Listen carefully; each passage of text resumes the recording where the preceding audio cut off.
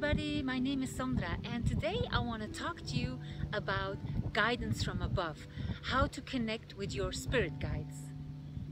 There are many different types of guides. There's the guides that are with you from before conception, and these guides, you could call them like guardian angels, your guides, they're staying with you for your whole life. And then there's also guides that are just the beings of love, light, and ascension, which are beings of a higher density of pure light and love. And you could see them as angels, archangels, ascended masters, your galactic family. And they can be with several people in different locations at the same time, because they're not bound by time and space. That's why if maybe 1 million people call upon Archangel Michael, he can be with all of those people simultaneously. There are also archetypical guides, and this could be, for instance, a spirit animal, or it could be a shaman or a healer.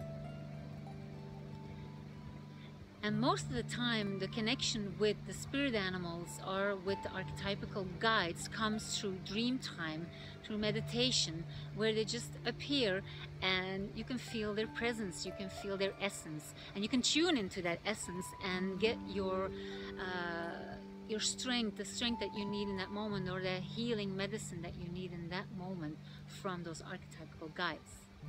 Another guide that might be present in your life could be an ancestral guide.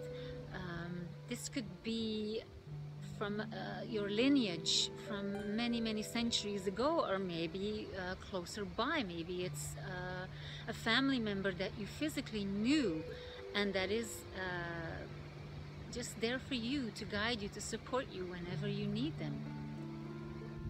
And then, of course, you have your higher self, which is the highest and most purest form of who you are. And our physical body, your physical body here on earth, is like the avatar of the higher self.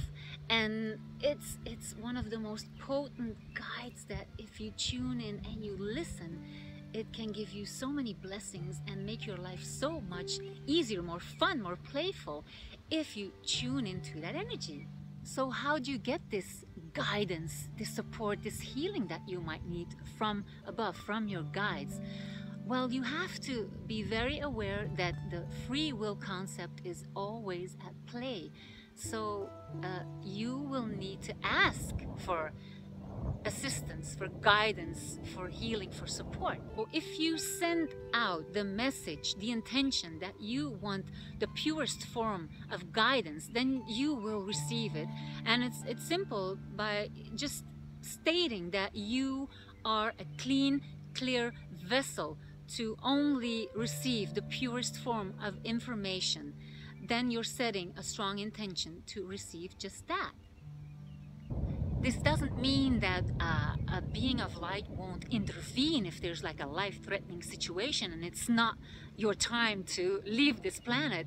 There's been many sightings and many stories of people that have got this intervention from some kind of angelic being or a being of light that is unexplainable. So know that can happen as well, but and basically you need to give your permission. You need to ask them to come and help you, or you have to ask for guidance, and they're just waiting. They're like, come on, ask us, we're here, we're ready to go. So it's important for yourself to tune in on what level you want to connect with, what kind of a spirit guide you want to connect, because it's actually the energy that you are sending out, they respond. So if I'm sending out a signal, I want to connect with somebody on an astral level, with a deceased person, to get some kind of information or guidance, I will get it on that level. If I'm sending out the energy of, no, I want to go to a higher density being, I want to connect with an angel or a being of light, an ascended master, they're really listening and they're open to it, and they're just waiting for us to make that connection. But know that you have that choice. And how do you receive that guidance? Well, that can be different for different people.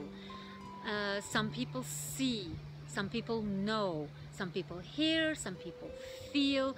There's many different ways to receive that guidance, and I would recommend that you stick with the thing that works best for you. And then once you start practicing with it, you can say, okay, normally I don't see anything, I'm just somebody that feels or knows things. And then you can start cultivating and practicing with seeing more through the power of visualization, for instance. But just stick with what works for you in the beginning, because that's the most powerful, and it will always, your guidance will always come through the strongest ability that you have. Now, know that your guidance can change and shift at any moment, at any kind of level you are at, any type of guidance that you need in the moment. Know that just by changing your intention because you want something else in your life, the guides can come and go. And I'm not talking about the guides that are with you for life, because they're always around, and also your higher self, of course, because you are the personification of the higher self here on earth.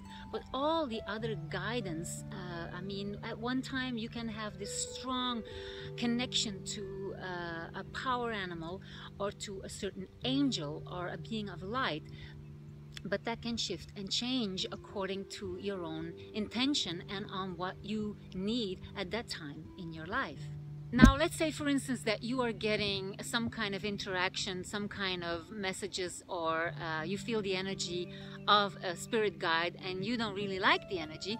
Know that you can also block that energy. If it's an energy that you don't like, you can set your boundaries. You can say, I want it or I don't want it. And I have another video that can teach you how to protect yourself energetically, and I'll put the link below so that you can check it out for yourself and see if that's of any assistance or support for you.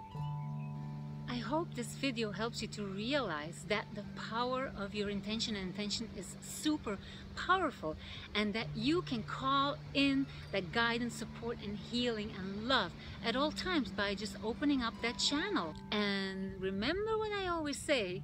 What do I always say? If I can do it, so can you.